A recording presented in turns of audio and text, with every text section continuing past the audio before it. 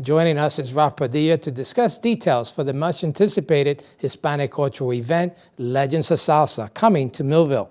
And Mayor Charles Washington Jr. shares his vision for reviving the city of Salem. It's all here on the next Latino Motion. Join us. Choose to get lost in the woods, to gain experience in forest management. Choose to travel through time, to understand the past. Choose to soar, to pursue a career in dance. Stockton University offers 50 high-quality academic programs, small class sizes, and affordable tuition. Choose to match your interests and talents at one of New Jersey's nationally ranked universities.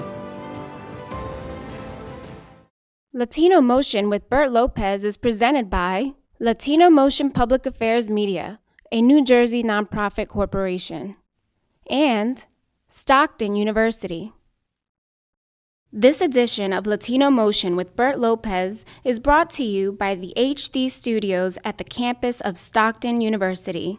Funding for Latino Motion is provided by Atlanticare, a member of Geisinger. Atlantic City Electric, energy for a changing world, and South Jersey Gas. Welcome to Latino Motion, a weekly interview show highlighting issues impacting New Jersey's Latino community while advancing understanding of Latino cultural heritage and contributions to our society. And here is your host, Bert Lopez. Buenos dias and welcome to Latino Motion. PRAC of Southern New Jersey is presenting for the third year in a row the Legends of Salsa. This event is fast becoming a much anticipated annual event featuring tap entertainment and exhibiting the richness of Hispanic cultural heritage. And joining me is Rob Padilla to tell us more about this great event. Rob, welcome once again here to Latino Motion. Good day, Bert. It's a pleasure as always to be here and be with you to discuss our event. Well, this is the third year in a row. And certainly it is a third year, right? Not the fourth. Okay, it is the third year. And each year it's just becoming such a wonderful event. You sell out every year. Tell me more about what we anticipate this year. Well, first of all, we host the event at the Premier Theater in Southern New Jersey. Lavoie Theater is like a little Radio City music hall. We call it the Crown Jewel. We have enormous support from the community, people that support PRAC, but from the entire community. You know, obviously you've participated, been one of our hosts of our event. Tons of support from through the business community, but more importantly, it's the opportunity to bring world-class entertainment to Southern New Jersey. And let's talk about that entertainment. I mean, in the past you've had some real heavy hitters, and this year you have Tony Vega, no other than a legend, Tony Vega himself, coming to the theater. Tell me about that. We have a, as we say, we have a monster show lined up. We have one of the greatest in salsa music, Tony Vega, coming directly here as part of the world tour, and we have Frankie Negron, who again is another, international, Latin Grammy nominee artist. We have by popular demand Michael Stewart. Coming back. We have another legendary artist, Hector Tricoche, and then we have the future Legends of Salsa, which they're just going to bring down the house. We have Edwin Lebrun and Angel Rios. So we have 6 large international acts performing in one night in Southern New Jersey. It's something unheard of. So you combine the history of the theater in Millville, beautiful theater, as you mentioned, the Lavoie Theater. It's been rehab, it's beautiful. Millville, the Arts Center, bringing the Latino culture right to downtown Millville, and you got the support of the mayor as well. Well, I think that's the most important thing. We're looking at not just the ability to promote a Hispanic cultural event, but we look at, and now we have the data to support it, the economic impact when you come here. The fact that we have the local hotels at 100% occupancy rate.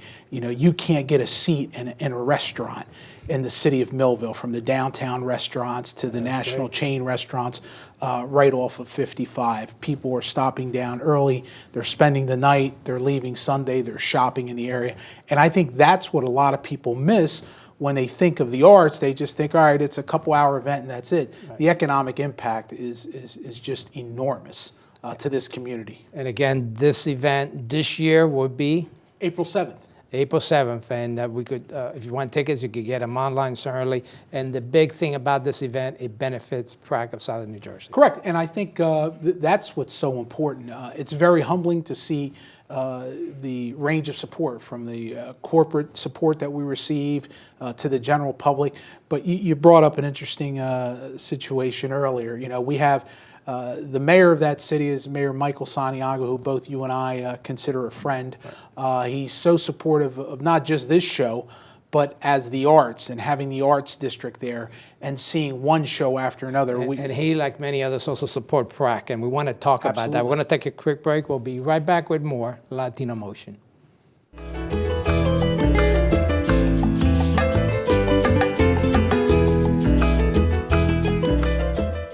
Welcome back to Latino Motion. I'm here once again with Rob Padilla, who is the Executive Director of PRAC of Southern New Jersey and an important leader here in Southern New Jersey, to continue our discussion about this great organization.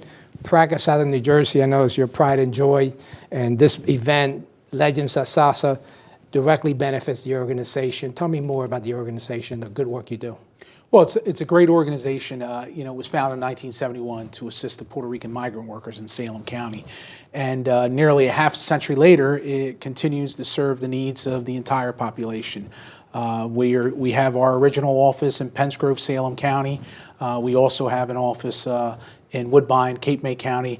And most recently, we opened up the Hispanic Diversity Institute in the city of Vineland in Cumberland County. And we're doing just amazing, wonderful things out of all three of those offices. That particular office, the Diversity Institute, has been doing great work in terms of doing diversity training throughout the region. Tell me a little bit more about that. Yes, what we do there is obviously we support a lot of the diversity events like the arts, but more importantly, we're meeting the needs, the growing needs of governmental agencies and also the different corporate organizations. We provide cultural diversity training, hostile work environment training to a multitude of cities, towns, and townships, and it's been very well received. And again, it's something that is much needed. And we bring a unique expertise with a cultural competency, and we have a group of skilled national speakers that deliver the services. So, you know, we're doing a lot of that all throughout Southern New Jersey. And true to your mission, when it was first originally started, you help a lot of the folks who need the help, particularly in the rural communities. Tell me about some of these other services you offer. Well, again, we provide stem to stern services for many of our clients, ranging from seniors to the youth. We provide a lot of assistance in reference to housing. We have a unique program in Penns Grove and Salem County. We've pretty much revitalized an entire block with acquiring over 7 homes that were boarded up, and with no grant, no type of state or federal funding, we've turned those houses around with the ultimate dream is to have our clients going from renters to home ownership, and we consider that one of our proudest moments. I know you also offer some housing, energy assistance as well down in the Cape May area, as well as the housing assistance. Yes, you know, again, with the LIHEAP USF program, which is funded by, the Atlantic City Electric and other organizations, we provide energy assistance to those families most vulnerable. And especially when you look back at a winter like we've had this winter, you know, the amount of families that we're able to touch and assist so that, you know, they have some basic needs addressed, such as being able to have heat and electric in their home is very, very important. I know every time you're on the show, there's always a new service that comes on board that you're talking about. What's next for the organization? Well, I think what's next is we're going to continue to build with our diversity programs. We're going to continue to provide people the ability to live the American dream of home ownership. We're going to continue to expand those services throughout Salem County, and you're going to see enormous big things happening in housing in Cumberland County, and that's thanks to the partnerships that we now have developed with the leaders from the different governmental agencies and also the private industry here. So we're doing a lot of great things. We're going to be expanding as an organization into other cities. Wonderful. Ralph, thank you so much, and I look forward to seeing you April the 7th. April the 7th, 8 o'clock. Legends of Salsa. Bring your dancing shoes. Okay. Thank you, Ralph. And please stay tuned. We'll be right back with more Latino Motion. Latino Motion with Bert Lopez is presented by Latino Motion Public Affairs Media, a New Jersey nonprofit corporation. Join us online at www.latinomotion.tv. Find us on YouTube, Facebook, and Twitter. We encourage your comments and contributions for show topics.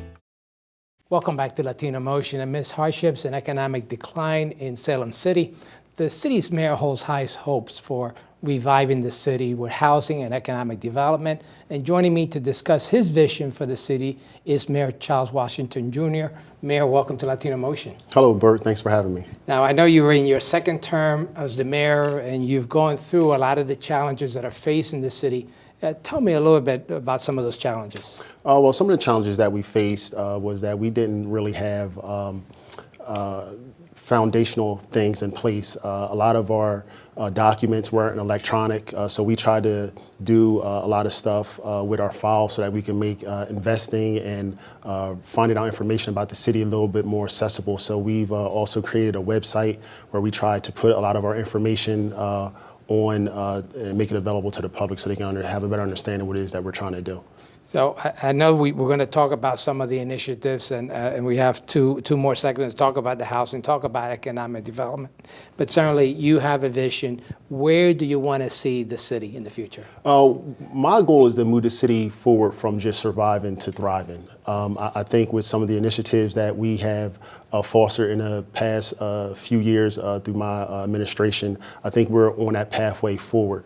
One of our greatest successes has been the development of the Commerce Department, which we established in 2016, our federally recognized economic development office. So through that department, we just hope to spearhead all the projects through the city and also allow for a more better funding source to support projects going on in the city. I want to talk a little bit about you. You've been the mayor for 6 years. Tell me a little bit about what got you involved into politics, and are you enjoying it? I am enjoying it. I remember when I first campaigned, the gentleman that I campaigned with told me, when you stop having fun, it's time to get out. Okay. I enjoy the challenge. I enjoy learning how to resolve challenges and working and meeting great people. And I actually got into politics because sometimes the best way to see the change that you want to have is to get involved and get at the table. If you had your brothers, what would you like to see in terms of assistance either from the state or the county level? What we would like to see is just them ensuring that we're infused and equipped with all the programs that the municipalities up north have. Oftentimes, the southern municipalities don't receive the same type of funding. Municipalities such as Salem are often overlooked, while we still have the same economic challenges that most municipalities in the northern region have. And particularly Salem County itself is sort of remote, so to speak. There's great opportunities there, however, for development. You had quite a number of industry that have left the area. Do you hope that those industries come back? Yeah, it's our hope that they'll come back. We have been proactive in that regard. Through the Commerce Department, we were able to recruit a manufacturer to come to the city of Salem. They'll be bringing with them 130 livable wage earning jobs that parents can put their students to college through with. And we recruited them from Ocean County, New Jersey. We took a delegation up and recruited them down to Salem. I want to talk about some of the initiatives in housing, transforming the neighborhoods, and also some more of that economic development. We're going to take a quick break. We'll be right back with more Latino Motion.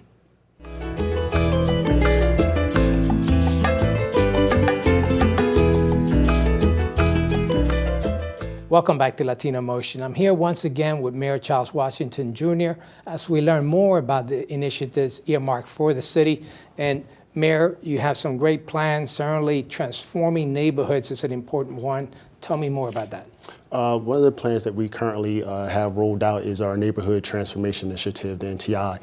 It's a partnership with the USDA where they provide financing for mortgages. Most mortgage lenders provide mortgages with terms of 30 years. The USDA provides terms up to from 33 to 38 years. So just by the nature of the extended term loans, it provides for a lower mortgage payment than most individuals would pay for rent. So I know in your city, like many major cities, you have a high stock of rentals. You're trying to transform the renters into becoming homeowners. And how important is that for the city? It's critical because you want to make sure that the people who live in your community have a vested interest. When you have homeowners, people take pride in our community. It helps to impact the quality of life.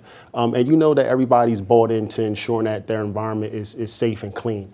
Not only are we disproportionate as it relates to tenants to home ownership, but also with the housing market, with the crash, you had a lot of people walking away from homes. So the city was left to foreclose on a lot of properties. So we're not getting any ratables for those properties. So it's in our interest to turn those properties over to homeowners who put those properties back on the tax rolls and create ratables for the community. Now, those loans, are there stipulations for folks that may not have the best kind of credit? Do you work with those individuals to get them so that they could qualify? Yeah, so every individual would fill out an application that's provided by the USDA.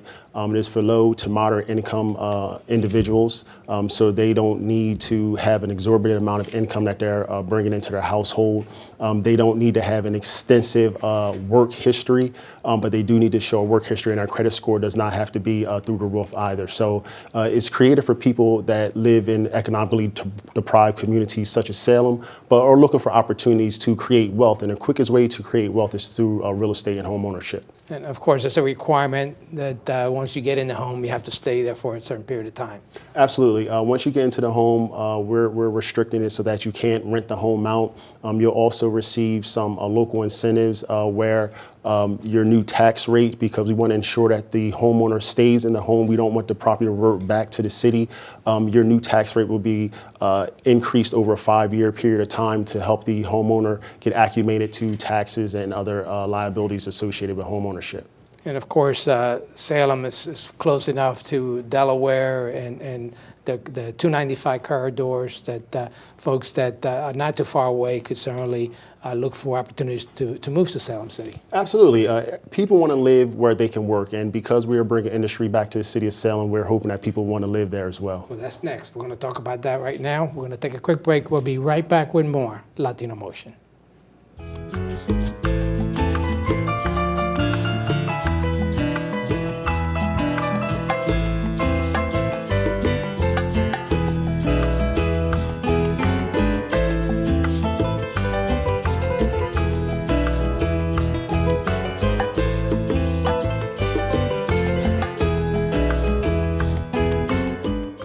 Welcome back to Latino Motion. Salem City Mayor Charles Washington Jr. joins us. We'll continue to discuss focus on the city, and certainly economic development is one of the primary things you're also focusing on. Let's talk about that. Yeah, one of our major initiatives is the development and the advancement of our community through economic development. One of our focus areas is our Port District. In that district, we have 400 acres of land, about 30% of which is undeveloped or vacant warehousing. Just recently, through the Commerce Department, we was able to recruit a manufacturing company to the city of Salem, where they'll be bringing 130 livable wage earning jobs, jobs that parents can make good earnings at and send their children to college and educate them. And that's very, very important. Now, there are some incentives in the city. Obviously, you mentioned the port. That's an important resource that you have there. What are some of the other incentives that are there to attract business? So anyone that is interested in using a port, we have a foreign trade zone. So this allows anyone who utilizes that foreign trade zone to receive goods internationally, and they can be stored in the city of Salem tax-free. They can also assemble goods there tax-free if they're coming in internationally. We also are a rehabilitation zone, so that means that we have the ability to do pilots with businesses. We also have the ability for homeowners who expand their footprint on their property. We also have the ability to move out their tax rate over a 5-year period of time. Oh, that's great. We have programs with Atlantic City Electric, the EDGE program. We're an urban enterprise zone. We have United States Treasury New Market Tax Credit Zone, and we are also petitioning the governor to become an opportunity zone as well. And what does opportunity zone encompass? So the opportunity zone just will allow for corporations who have capital gains that they would usually just invest their dollars in and gain interest in. This would allow them to make an investment in economically deprived communities such as the city of Salem, and Senator Booker just passed that legislation. So we're looking to take advantage of that in the city of Salem. It will be a big help to boost some of these initiatives that we have going on. In addition to the port, you also have the rail that you're hoping to develop as well?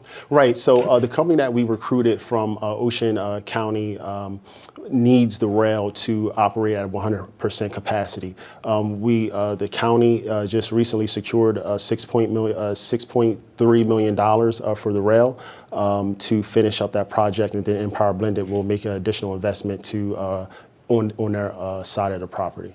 What do you think it's going to take to get more folks interested to come to Salem City, both as residents and as business?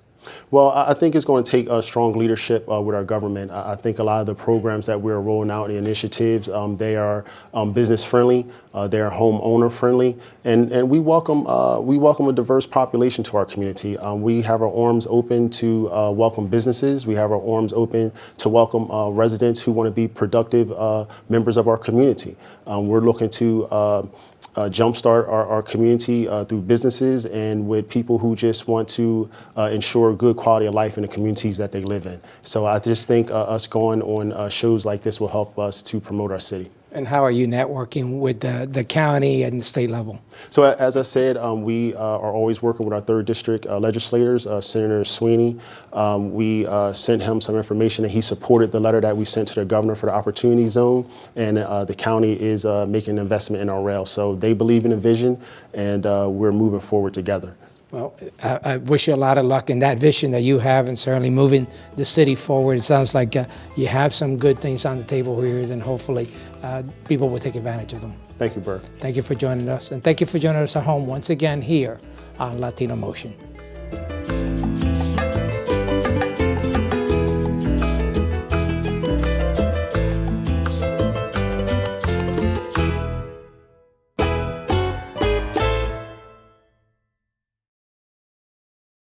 Choose to get your feet wet, to learn more about protecting our environment. Choose to read minds, to understand the human brain.